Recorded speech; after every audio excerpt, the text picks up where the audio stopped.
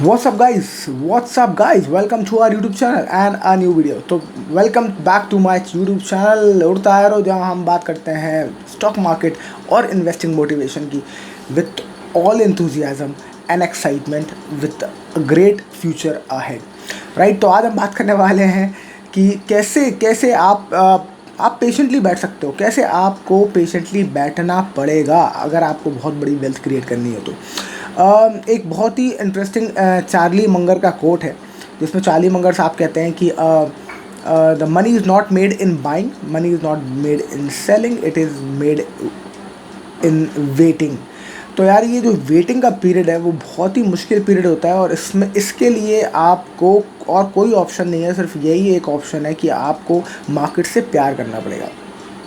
अगर आप stock market में के पार्टिसिपेंट हो, अगर आप इन्वेस्टिंग के पार्टिसिपेंट हो, अगर आप स्टॉक मार्केट में इन्वेस्ट नहीं भी करते हो और आप अगर रियल एस्टेट में इन्वेस्ट करते हो, आपको गोल्ड बॉन्ड्स पसंद है, आपको गोल्ड में इन्वेस्ट करते हो, आप बीट आप उसमें इन्वेस्ट करें। बट एनीवेज आपको एक तरीका यही है, अगर आपको एक लॉन्ग टर्म वेल्थ क्रिएट करनी है तो you have to wait, you have to stay patient, you have to sit on it. एक कहते हैं एक सांप की तरह आपको उसको नांगमणि की रखवाली करनी पड़ेगी, और this is the only way that you have to go through अगर आपको एक बहुत बड़ी वेल्थ क्रिएट करनी है। ज़्यादातर लोग, इनफैक्ट मैं भी बहुत ज़्यादा रेस्टलेस हो जाता हूँ, पर मैं कोशिश करता हूँ कि मैं कितना कम रेस्टलेस हो पाऊँ। मैं बहुत सारी चीज़ों में रेस्टलेस हूँ अपनी लाइफ में, बट इन्वेस्टिंग को लेके मैं बहुत ज़्यादा पेशेंट रहने की कोशिश करता हूँ। हालांकि रेस्टलेसनेस की वजह से हम अक्सर ट्रेडिंग कर लेते हैं, और ट्रेडिंग में अक्सर हम थोड़ा बहुत प्रॉफिट थोड़ा बहुत लॉस भी कर लेते हैं, but that will be again a very small fraction of my entire portfolio.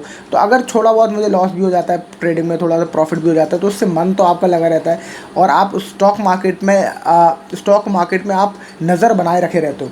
तो स्टॉक मार्केट से या कोई भी इन्वेस्टमेंट प्लेटफॉर्म से अगर आप ज़मीनें भी खरीद रहे हो या ज़मीनें फ्लिप कर रहे हो, आपको ये बहुत बढ़िया लगता है, that which I also do. तो अगर आप इसमें आप मोटिवेटेड रहना चाहते हो, आप ये करना चाहते हो, तो आपको उसमें भी बैठे रहना पड़ेगा, आपको लगातार करते रहना पड़ेगा। कई बार ऐसा होगा कि आपके पास पैसे नहीं होंगे ज़मीन देखने के लिए, पर आप जाइए, आप देखिए, आप सोचिए कि कैसे आप खरीद सकते हो, और वो रास्ते बन जाएंगे, कहीं ना कहीं से रास्ते बन जाएंगे, कोई ना कोई आपको कोई मौका मिल जाएगा, कहीं ना कहीं से आपके पास फंड्स आ जाएंगे, पर आपके वो रास्ते बन जाएंगे। But the idea is that you have to stay there.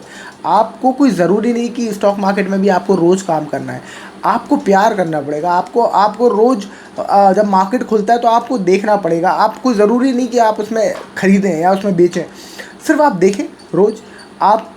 अगर आप ये कर लेते हैं, अगर आप मार्केट में बने रहते हैं 15 साल, तो आई कैन गारंटी, मुझे लगता है ऐसा, कि हर नो नथिंग इन्वेस्टर का भी पैसा बन जाएगा, क्योंकि इसमें जो सारा खेल है वो सारा वेट करने का है। अगर आपने एक अच्छे स्टॉक्स अपने आइडेंटिफाई कर लिए, आपको पूरा भरोसा है, आप स्टॉक्स में बैठ गए सांप बन के, तो आपको सिर्फ बैठ के देखना है उसको।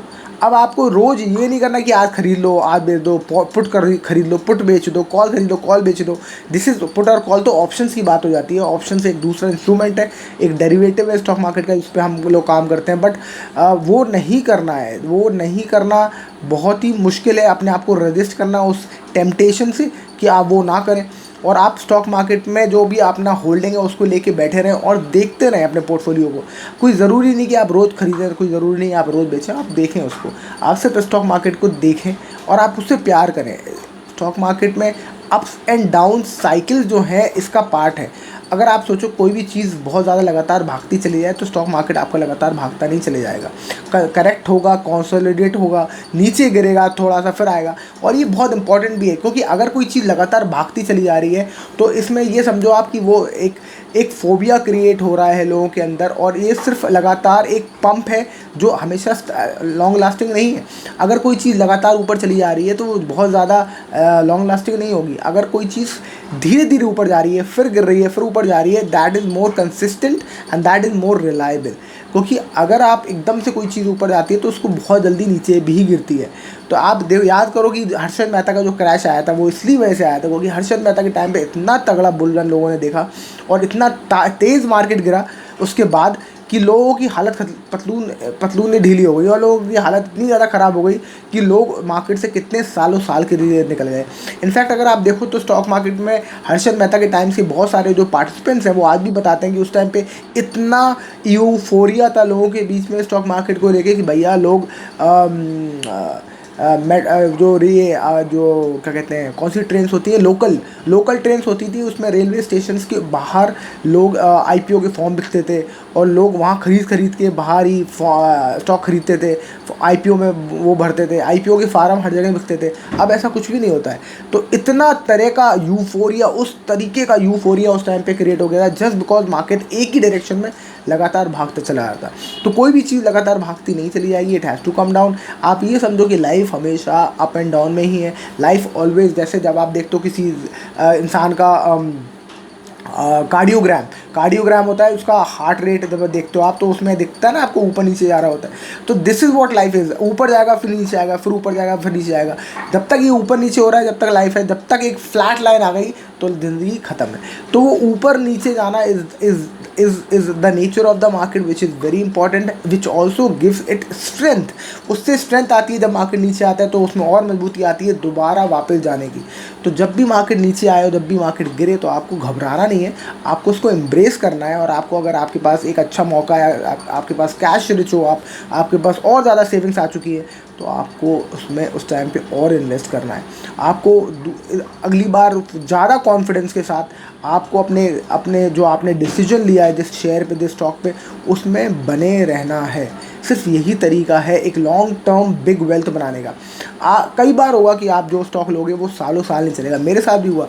मेरे पास जो आईटीसी था वो पता नहीं कितने, अभी भी पड़ा हुआ है मेरे पास, और कितने साल तक तो उसने वो कोई रिटर्न ही दिया। और अभी रिसेंटली जो मार्केट में क्रैश हुआ वो आईटीसी वहीं आ गया जहाँ से मैं जिस प्राइस पे मैंने खरीदा था। हालांकि मैंने थोड़ा और ख़रीदा तो उसका प्राइस और एवरेज हो गया होगा, थोड़ा और ऊपर आ गया होगा, पर अभी मेरे को नो प्रॉफिट नो लॉस पे आ गया आईटीसी। मतलब कि मैं इतने साल से होल्ड कर रहा हूँ। I am almost holding it from 2020, 5 साल हो गए आईटीसी मैंने, मेरे को अभी के टाइम पे देखा जाए तो ज़ीरो रिटर्न दिया है। But you have to be with it, you have to stay with it, क्योंकि आपको नहीं पता आपका स्टॉक कब चलने लगेगा। तो स्टॉक आईटीसी में मेरी की बहुत हल्की पोजीशन है दो, और मैं I am not very bullish on ITC, और मेरी कोई रिकमेंडेशन भी नहीं है क्योंकि आईटीसी मेरे पास है, क्योंकि it's more of a stock which gives you stability. बहुत ज़्यादा गिरता भी नहीं, बहुत ज़्यादा भागता भी नहीं। It's a consumer stock, HUL की तरह। बट द आइडिया इज़ कि आप कोई भी स्टॉक लो, अगर आप कोई स्मॉल कैप कंपनी लोगे तो जितना ज़्यादा स्पीड से गिरेगी वो उतनी ज़्यादा वापस स्पीड से आएगी। जब अभी मार्केट भाग रहा है तो मैं देख रहा हूँ कि वो जो स्टॉक मेरे लगातार, मतलब जो मैंने खरीदे स्मॉल कैप कंपनीज, जब ये मुझे सस्ती मिल रही थी, मैंने बहुत सारे स्मॉल कैप में अभी नई पोजीशन बनाई है जब मुझे सस्ते दिखे वो, और मैं देख रहा हूँ उनको 40% मेरे प्राइस से डाउन हो गए। मैंने थोड़ा एवरेज कर लिया तब भी वो 40% डाउन है। और अब मैं देख रहा हूँ जब मार्केट दोबारा रिकवर कर रहा है तो 8% एक दिन में 8% वापस भाग रहे हैं, तो ऊपर आ रहा है 8%। तो तब गिर रहे थे वो 4-5%, तो मैं बहुत दुखी हो रहा था।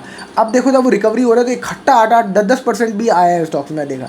तो this is how it works. जब रिकवरी आएगी तो तेज़ भागेगा आपका पोर्टफोलियो।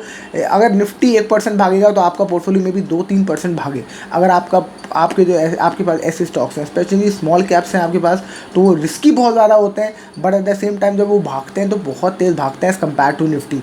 तो निफ्टी अगर हमारा 1% मूव करेगा तो हो सकता है 3-4% मूव कर जाए, और इस वजह से आपका जो पोर्टफोलियो की ओवरऑल रिटर्न्स है वो भी तेज़ भागते हैं।